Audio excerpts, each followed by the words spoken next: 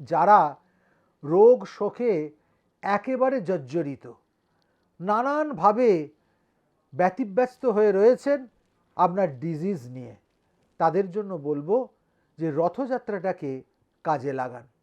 রথযাত্রার দিন রথের ওপরে যখন প্রভু থাকবে, তখন আপনি আপনার ওজনের সমতুল নারকেলের নাড়ু দিয়ে প্রভুকে পূজা দিন এবং অতি অবশ্যই সুদর্শন মন্ত্রে রক্ষণ করে নিন এই বিষয়টা।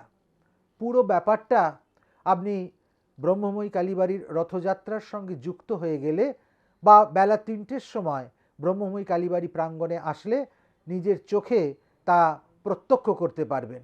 যাদের মনে হবে এলাকায় রথযাত্রায় এই ক্রিয়া আপনাকে করতে দেবে না, তারা অতি অবশ্যই ব্রহ্মময়ী কালীবাড়িতে আসুন।